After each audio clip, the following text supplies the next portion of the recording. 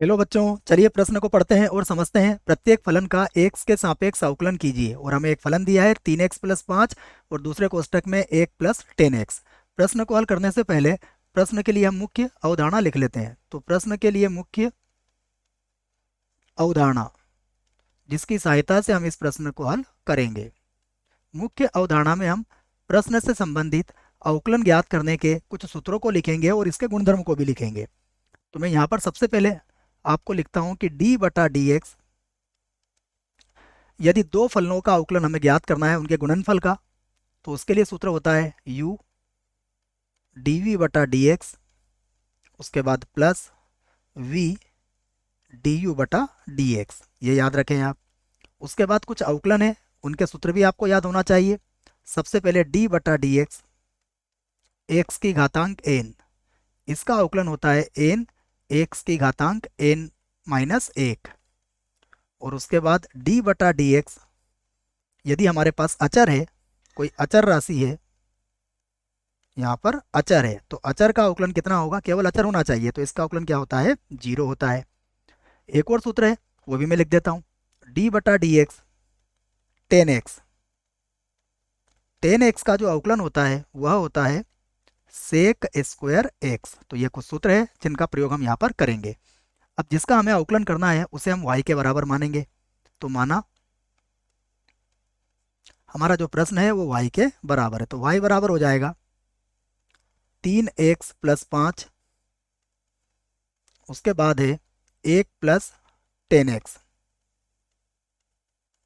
और हम इसके दोनों पक्षों में अब x के सापेक्ष अवकलन कर देंगे। तो हम लिख देते हैं दोनों पक्षों में, या दोनों पक्षों का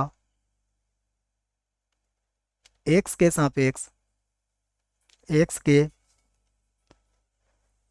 सापेक्ष अवकलन करने पर, अवकलन करने पर ये लिख देंगे हम। तो ये बन जाएगा डी वाई बटा डी एक्स, यहाँ पर लिख देंगे हम। ये होगा डी वाई बटा डी एक्स, और ये होगा डी बटा डी एक्स, और यहाँ पर होगा 3x प्लस 5, और उसके बाद 1 प्लस 10x। अब यहाँ पर हम ये जो गुणा का सूत्र हमने लिखा है इसका प्रयोग यहाँ पर करेंगे। तो मैं लिख देता हूँ डी वाई बटा डी एक्स बराबर, सबसे पहले हम क्या करेंगे, 3x प्लस 5 को वैसे रख देंगे। तो 3x प्लस 5, 3x प्लस 5, और d बटा डी एक्स, ये होगा 1 प्लस 10x का,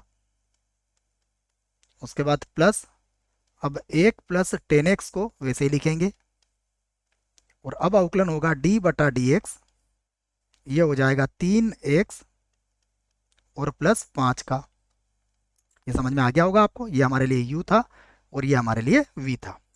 अब हम इसका अवकलन कर लेते हैं। तो फिर से डी वाई बटा डी एक्स बराबर 3x प्लस 5।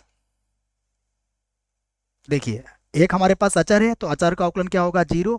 और 10x का अवकलन होगा सेक स्क्वायर x, फिर प्लस 1 प्लस 10x, और यहाँ पर 3 तो अचर है, x का अवकलन क्या होगा? x के सापेक्ष 1 हो जाएगा, और 5 केवल अचर है तो इसका अवकलन क्या होगा? 0। तो अब हम इसे हल कर सकते हैं।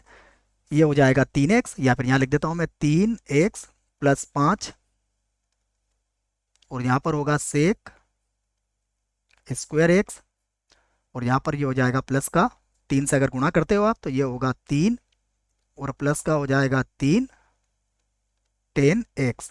और यही हमारे प्रश्न का उत्तर होगा। आशा करता हूँ आपको इस प्रश्न का उत्तर समझ में आया होगा। धन्यवाद।